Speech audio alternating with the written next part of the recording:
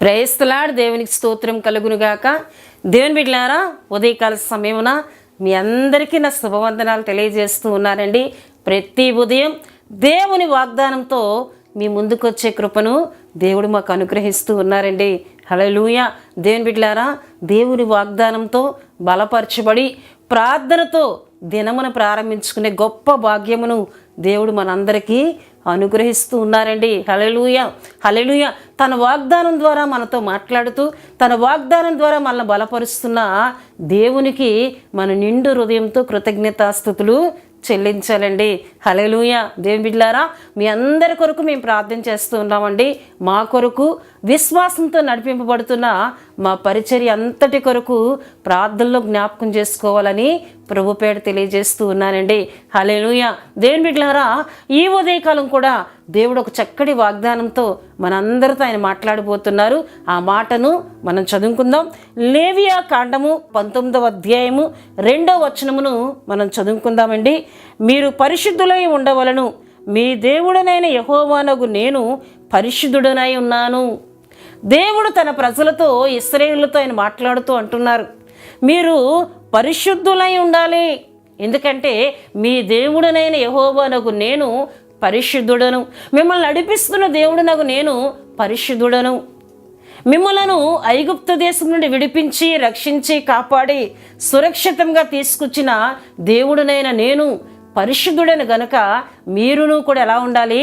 పరిశుద్ధముగా ఉండాలి. ఎందుకంటే నేను పరిశుద్ధుడను అని దేవుడు మాట్లాడుతున్నారండి. హల్లెలూయా. దేవుని బిడ్డలారా, ఆయన పరిశుద్ధుడు, ఆయన పాపము లేని దేవుడు. ఆయన ప్రజలను కూడా ఆయన పరిశుద్ధంగా ఉండమని ఆజ్ఞాపిస్తున్నారు, పరిశుద్ధంగా ఉండమని ఆయన తెలియజేస్తున్నారు. దేవుని బిడ్డలారా, హల్లెలూయా, హల్లెలూయా. ఆయన పరిశుద్ధుడండి, ఆయనలో పాపము లేదు. దేవుని బిడ్డలారా, కొత్త నిబంధనలు మనం చూసినట్లయితే కొంతమంది యూదులు దేవుని బిడ్డలారా ఆయనతో తర్కిస్తూ ఉన్నారు, ఆయనతో మాట్లాడుతూ ఉన్నారు. ఆ సమయంలో యేసుక్రీస్తు ప్రభు వారు అంటారు, చూడండి, యోహాను సువార్త 8వ అధ్యాయము 46లో మనం చూసినట్లయితే, నా యందు పాపమున్నదని మీలో ఎవడు స్థాపించును అని యేసుక్రీస్తు ప్రభు వారు అడిగినప్పుడు దేవుని బిడ్డలారా, వారు ఎవ్వరు కూడా నీలో పాపం ఉంది అని చెప్పలేకపోయారండి. యూదులతో దేవుడు యేసుక్రీస్తు ప్రభు వారు అంటున్నారు, నాలో పాపం ఉన్నదని మీలో ఎవడు స్థాపించును? స్థాపించగలిగితే రండి, నాలో పాపాన్ని మీరు చూపించండి అంటే ఒక్కరు కూడా దేవుని బిడ్డలారా యేసుక్రీస్తు ప్రభువారిలో పాపమును చూపించలేకపోయారండి. గనుకనే అపోస్తులైన పౌలు గారు దేవుని బిడ్డలారా చూడండి, హెబ్రీలకు రాసిన పత్రికలో ఆయన రాస్తూ ఒక మాటను అంటూ ఉన్నారు. హెబ్రీలకు రాసిన పత్రిక 7వ అధ్యాయం 26లో మనం చూస్తే, పవిత్రుడును నిర్దోషియు నిష్కల్మషుడును పాపుల్లో చేరక ప్రత్యేకంగా ఉన్నవాడును ఆకాశ మండలము కంటే మిక్కిలి ఎచ్చైన వాడునైనా ఇట్టి ప్రధాన యాజకుడు మనకు సరిపోయినవాడు. హల్లెలూయా, హల్లెలూయా. ఆయన ప్రధాన యాజకుడు. అయితే ఆయన ఎటువంటి వారని ఇక్కడ పౌలు గారు చెప్తూ ఉన్నారంటే దేవుని బిడ్డలారా, పవిత్రుడు, నిర్దోషి, నిష్కల్మషుడు, పాపులను చేరక ప్రత్యేకంగా ఉన్నవాడు. హల్లెలూయా, హల్లెలూయా. ప్రత్యేకంగా ఉన్నవాడు, పాపులలో చేరక ప్రత్యేకంగా ఉన్న దేవుడు. హల్లెలూయా. ఆయన అంటూ ఉన్నారు దేవుని బిడ్డలారా, నేను పరిశుద్ధుడను, నేను పరిశుద్ధుడనేలాగున మీరును కూడా పరిశుద్ధులై ఉండాలి. మీరు పరిశుద్ధులై ఉండాలి. ఎందుకంటే మీ దేవుడు నాకు యెహోవానగు నేను పరిశుద్ధుడను. హల్లెలూయా, హల్లెలూయా. దేవుని బిడ్డలారా, ఆయన పరిశుద్ధుడు. ఆయన మనలను కూడా ఎందుకు పరిశుద్ధముగా ఉండమంటున్నారు అంటే, పరిశుద్ధముగా మనం బ్రతికినట్లయితే ఆయన ద్వారా మనం మేలు పొందుకుంటామండి. హల్లెలూయా, హల్లెలూయా. దేవుని బిడ్డలారా, ఇర్మియా గ్రంథము 5వ అధ్యాయం 25లో మనం చూసినట్లయితే, మీరు మేలు పొందకపోవుటకు మీ పాపములే కారణమని అక్కడ రాయబడి ఉంటుందండి. మనం మేలు పొందుకోకుండా ఉండడానికి కారణం ఏమిటండి? పాపమే. గనక ఆ పాపము మనలోండి దూరంగా పోయి మళ్ళీ మనం పరిశుద్ధంగా కాపాడుకున్నట్లయితే ఆయన ద్వారా మనం మేలు పొందుకుంటాం. హల్లెలూయా. గనుకనే దేవుని బిడ్డలారా, దేవుడు ఇశ్రాయేలు ప్రజలను ఐగుప్తు దేశం నుండి విడిపించి ఆయన తీసుకొని వస్తున్నప్పుడు మొదటిగా వారికి ఎర్ర సముద్రం ఎదురైంది. ఎర్ర సముద్రమును దేవుడు దాటించారు. వారు నడిపిస్తూ ఉన్నప్పుడు దేవుని బిడ్డలారా, వారికి మరొకటి ఎదురైంది. ఏమిటంటే యోర్దాను నది. ఇప్పుడు వారు యోర్దాను నదిని దాటి వెళ్ళాలి. అయితే దేవుడు యెహోషువ ద్వారా తన ప్రజలతో ఇశ్రాయేలుతో ఏమని మాట్లాడుతున్నారంటే, యెహోషువ గ్రంథము 3వ అధ్యాయము 5లో మనం చూసినట్లయితే, మరి యెహోషువ, రేపు యెహోవా మీ మధ్య అద్భుత కార్యములు చేయును గనుక మిమ్మును మీరు పరిశుద్ధపరచుకొనుడని జనులకు ఆజ్ఞ ఇచ్చెను. రేపు యెహోవా మీ మధ్య అద్భుత కార్యములు చేయబోతున్నాడు గనుక ఈ దినమందే మిమ్మల్ని మీరు ఏం చేసుకోవాలి? పరిశుద్ధపరచుకోవాలి. అంటే రేపు మీరు అద్భుత కార్యము చూడాలి అంటే ఈ దినమందే మిమ్మల్ని మీరు ఏం చేసుకోవాలి?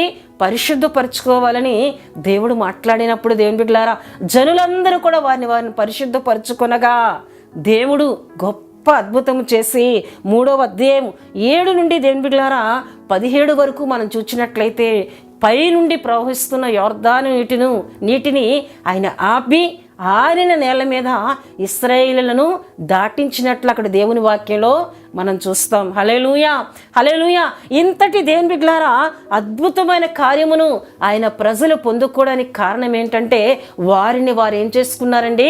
దేవుని ఆజ్ఞ ప్రకారం పరిశుద్ధపరుచుకున్నారు దేవుని బిడ్డలారా. అంతేకాకుండా దేవుని బిడ్డలారా, దేవుని రాజ్యములో మనం ప్రవేశించాలి అంటే మన యొద్ద నుండి ఆయన ఏమి కోరుతున్నారు చూడండి. ప్రకటన గ్రంథము 21వ అధ్యాయము 27వ వచనాన్ని నేను చదువుతూ ఉన్నానండి. గొర్రెపిల్ల యొక్క జీవగ్రంథమందు రాయబడిన వారే దానిలో ప్రవేశింతురు గాని నిషిద్ధమైనదేదైనను అసహ్యమైన దానిని అబద్ధమైన దానిని జరిగించువాడైనను దానిలోనికి ప్రవేశింపడు. అంటే నిషిద్ధమైనది, అసహ్యకరమైనది, అపవిత్రమైన కార్యాలు చేయవారు ఆయన రాజ్యంలో ప్రవేశింపరని దేవుడు యోహాను ద్వారా ఆయన మాట్లాడుతున్నారు దేవుని బిడ్డలారా. అయితే ఎవరు ప్రవేశిస్తారు అని దేవుని వాక్యంలో మనం చూస్తే చూడండి దేవుని బిడ్డలారా, ప్రకటన గ్రంథము 3వ అధ్యాయము 4వ వచనంలో మనం చూస్తే, అయితే తమ వస్త్రములను అపవిత్ర పరుచుకొనని కొందరు సార్దీసులో నీ యొద్ద ఉన్నారు. వారు అర్హులు గనుక తెల్లని వస్త్రములు ధరించుకొని నాతో సంచరింతురు. హల్లెలూయా.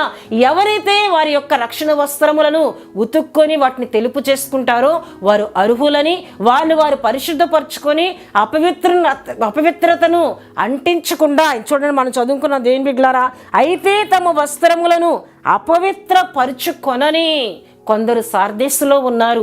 వారు అర్హులు గనక వారు నాతో కూడా సంచరిస్తారు పరలోక రాజ్యంలో అని ఇక్కడ దేవుడు మాట్లాడుతూ ఉన్నారండి. హల్లెలూయా, హల్లెలూయా. దేవుని బిడ్డలారా, దేవుడు మనకు సిద్ధపరిచిన పరలోక రాజ్యంలో మనం ప్రవేశించాలంటే మనలో ఏముండాలండి? పరిశుద్ధత ఉండాలి. గనుకనే మనల్ని ప్రేమిస్తున్న దేవుడు అంటున్నారు, నేను పరిశుద్ధుడనై ఉండులాగన మీరును పరిశుద్ధులై ఉండండి, మీరును కూడా పరిశుద్ధులై ఉండండి. ఈ మాటను దేవుని బిడ్డలారా పేతురు భక్తుడు కూడా తన యొక్క పత్రికలో రాసి తెలియపరిచినట్లు దేవుని యొక్క వాక్యంలో మనం చూస్తాం. చూడండి దేవుని బిడ్డలారా, పేతురు రాసిన మొదటి పత్రికలో మనం చూసినట్లయితే అక్కడ ఒక చక్కటి మాట మనకు కనబడుతూ ఉంటుంది. చూడండి మొదటి పత్రిక దేవుని బిడ్డలారా మనం చూస్తే 14వ వచనంలో, నేను పరిశుద్ధుడనై ఉన్నాను గనక మీరును పరిశుద్ధులై ఉండడని రాయబడి ఉన్నది. కాగా మీరు విధేయులకు పిల్లల వలె మీ పూర్వపు అజ్ఞాన దశలో మీకుండిన ఆశలను అనుసరించి ప్రవర్తింపక మిమ్మల్ని పిలిచిన వాడు పరిశుద్ధుడై ఉన్న ప్రకారము మీరును సమస్త ప్రవర్తన యందు పరిశుద్ధులై ఉండుడి. హల్లెలూయా. మిమ్మును పిలిచిన వాడు పరిశుద్ధుడు గనక మీరును సమస్త ప్రవర్తన యందు ఎలా ఉండాలి? పరిశుద్ధులుగా ఉండాలి. ఎందుకంటే ఆయన సిద్ధపరిచిన ఆ పరలోక రాజ్యంలో మనం ప్రవేశించాలి అంటే మనం ఈ లోకములో ఉన్నప్పుడే, ఈ శరీరమును మనం విడవకముందే దేవుని బిడ్డలారా మనల్ని మనం ఏం చేసుకోవాలండి? పరిశుద్ధపరచుకోవాలి.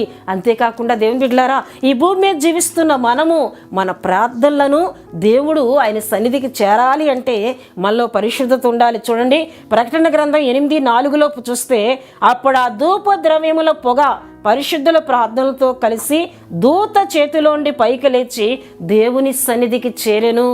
దేవుని యొక్క దూత వచ్చి భూమి మీద నుండి పరిశుద్ధుల ప్రార్థనలను పరలోకమునకు తీసుకొని వెళ్తుందండి.